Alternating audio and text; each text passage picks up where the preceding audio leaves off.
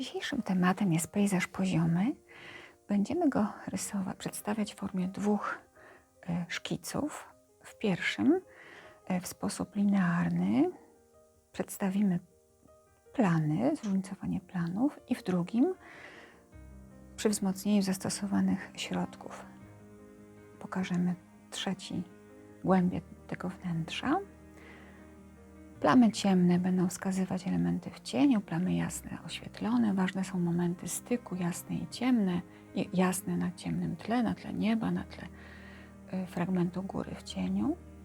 I to będziemy wyrażać zarówno linearnie, jak i światłocieniowo.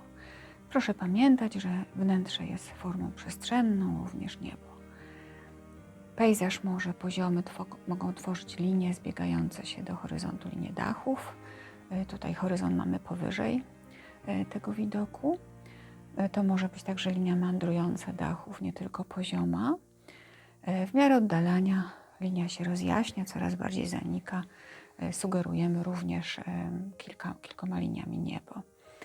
W tym drugim szkicu, przy pomocy już światłocienia, wzmocnimy te części, które są w cieniu. Proszę zwrócić uwagę, że po prawej stronie są elementy w cieniu, po lewej pada światło.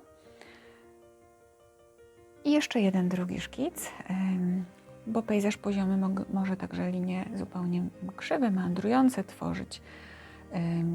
Również tutaj jest horyzont troszeczkę powyżej widoku tej ulicy.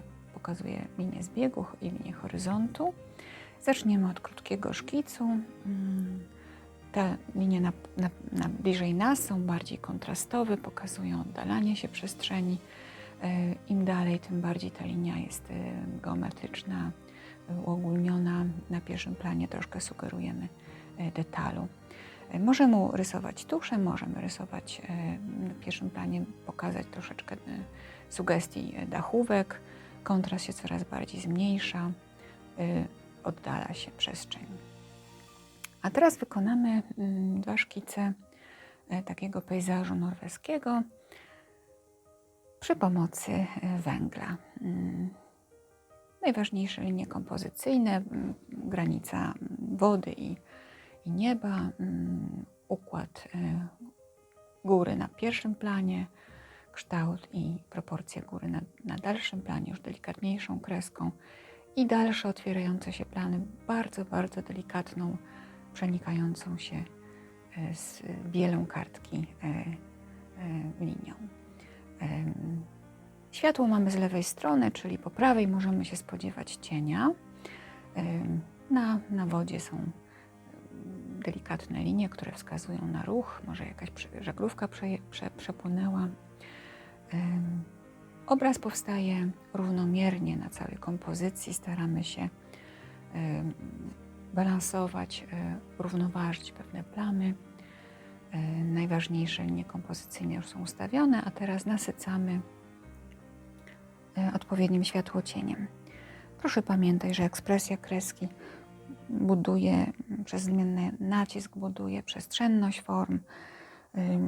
Jeżeli sugerujemy coś, to tylko przez zmienność nacisku, przez ułożenie albo pionowo, albo poziomo węgla.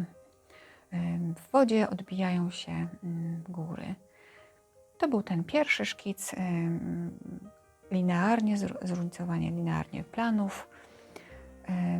Teraz przechodzimy do szkicu ze wzmocnionymi, zastosowanymi środkami graficznymi. Już będziemy operować plamą szarości.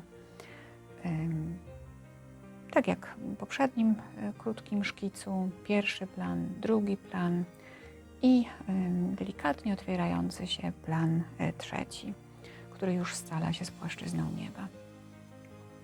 Te najważniejsze kierunki, odbicie w wodzie, taki fajny, dynamiczny kierunek, który na wodzie wynikający z ruchu jakiejś żaglówki, który wskazuje na tą bardzo kontrastową górę po lewej stronie. Przez zmienność nacisku kreski, różne położenie jej pionowo, poziomo, można uzyskiwać różne efekty sugerujące szczeliny w skałach. Drugi plan już troszeczkę mniej kontrastowy. I trzeci bardzo delikatnie, z małym naciskiem po prawej stronie od strony cienia, bo tam z tej strony będą góry bardziej w cieniu, po lewej będą bardziej oświetlone, więc mogą się scalać z niebem. Niebo jest takie bardzo dynamiczne, wyraziste, bardzo ważne w tej kompozycji. Jego linia również delikatnie prowadzi nasz wzrok ku najbardziej kontrastowej górze, która się znajduje po lewej stronie. Najbliżej góry najbardziej wyraziste odbicie, najbardziej kontrastowe. Im dalej, tym bardziej to odbicie się zaciera, ale powtarza kształt góry. Ważne, żeby kreska była zróżnicowana, żeby nie powtarzać linii.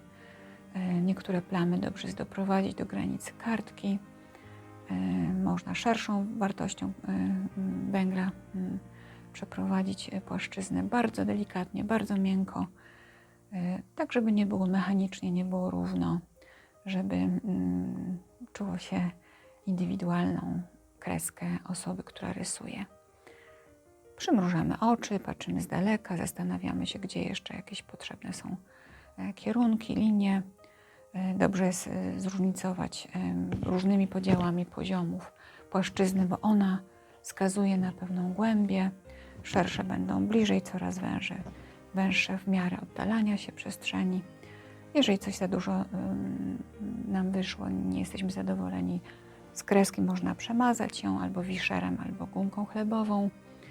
Nasycamy jeszcze te plamy, które nam się wydają jeszcze jakby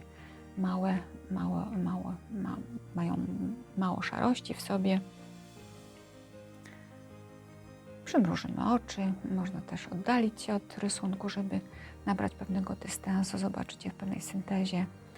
Można troszeczkę jeszcze zróżnicować pierwszy plan, tak żeby przykuło uwagę jakiś drobny element, oczywiście tylko zasugerowany detal. I pomału zbliżamy się do końca. To bardzo takie szybkie, syntetyczne szkice.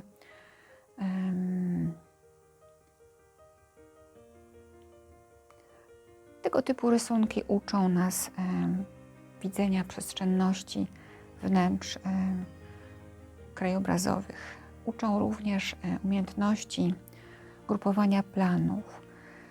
No i też uświadamiają nam, jakie są skróty perspektywiczne tu akurat przy horyzoncie naturalnym.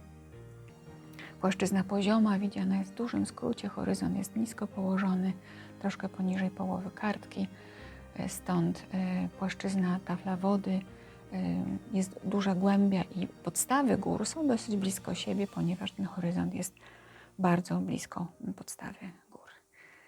Życzę bardzo ciekawych doświadczeń w rysunku pejzażu od takiego szkicu syntetycznego do bardziej walorowego.